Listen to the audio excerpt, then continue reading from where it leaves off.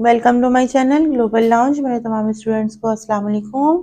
उम्मीद है आप सब खैरियत से होंगे। हम आ गए हैं जनाब आपके साथ लेक्चर नंबर 17 की तरफ। ठीक है, ये हमारा लेक्चर नंबर 17 है। हमारी कोशिश है कि इस बुक को हम जल्दी ख़त्म कर दें और आपके लिए नया वर्क स्टार्ट करें। गारे हिरा में खलवत नशीनी, आज का जो हमारे चैप्टर का टॉपिक रहेगा वो है गारे हिरा में खलवत नशीनी। तो इस सबक के बाद तलबा तलबात ये जान जाएंगे हुजूर अकरम सल्लल्लाहु अलैहि वसल्लम गारे हिरा में खलवत नशीनी के वाक़े से आगाह हो सकेंगे और पहली वही जो नाजिल हुई थी उससे रोशनास होंगे। जबल नूर मक्का मुकर्रमा के मशरिक में अरफात के रास्ते से बाएं तरफ वाक़ है। ये जबल मस्जिदुल हराम से तकरीबन 4 किलोमीटर के फासले पर है।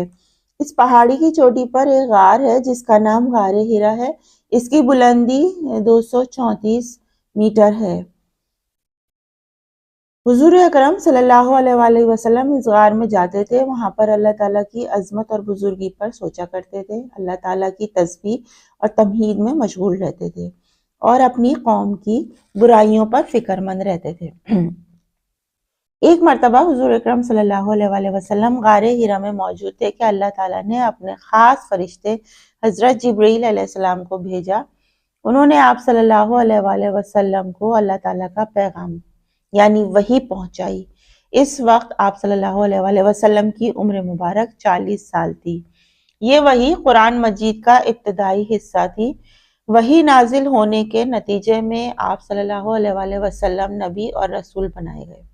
इसके बाद वही का सिलसिला जारी रहा और आप सल्लल्लाहु अलैहि वसल्लम ने लोगों को तौहीद समझाई और आप सल्लल्लाहु अलैहि वसल्लम ने इन्हें पस्तियों से निकालकर इखलाकी बुलंदियों तक पहुंचाया।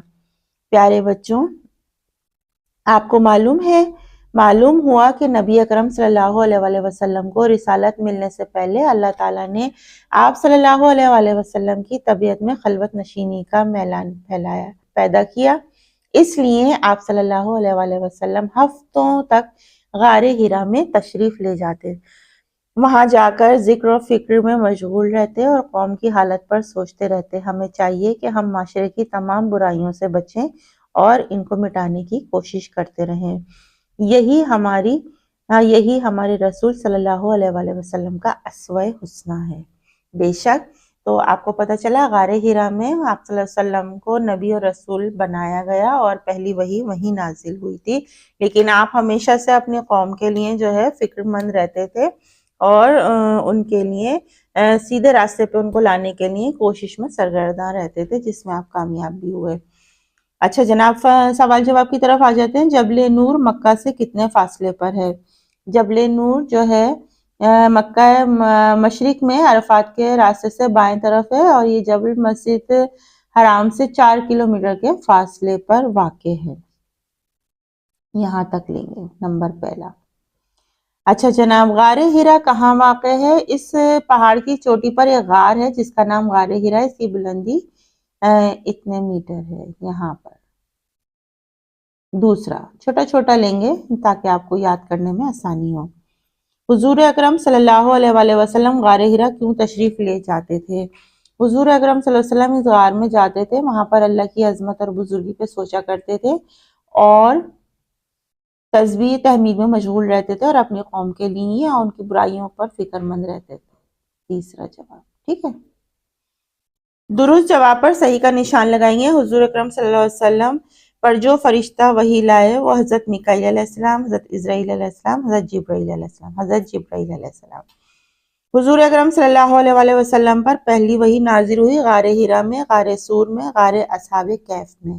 गारे हिरा में जब हुजूर अकरम सल्लल्लाहु अलैहि वसल्लम अल्लाह ताला की तरफ से नबूवत अता हुई तो इस वक्त आप सल्लल्लाहु अलैहि वसल्लम की उम्र थी 50 साल, 30 साल, 40 साल। हुजूर अकरम सल्लल्लाहु अलैहि वसल्लम रसूल बनाए, वही आने से पहले, वही आने के बाद और हल्फुल फुजूल के बाद। जब आप गारे हिरा में मौजूद थे तो आपके ऊपर वही देखेंगे वही नाजिल हुई और इसके बाद जो है जिब्राइल अलैहिस्सलाम आपके ऊपर वही लेकर आए, वही आने के बाद। ठीक है।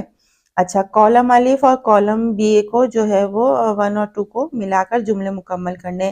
حضرت جبرائیل علیہ السلام نے آپ صلی اللہ علیہ وسلم کو اللہ کا پیغام پہنچایا۔ وحی نازل ہونے کے نتیجے میں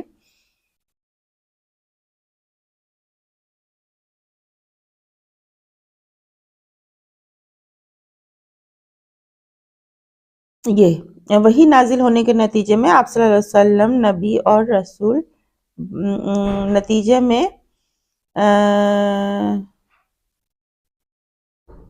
آپ رسول اور نبی بنائے گئے۔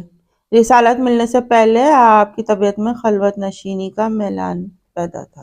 صحیح ہے، یہ آپ کے سوال ہو گئے ہیں اور یہ آپ کا چیپٹر بھی کمپلیٹ ہو گیا ہے اور ہم نے ٹک بھی کر لیے ہیں۔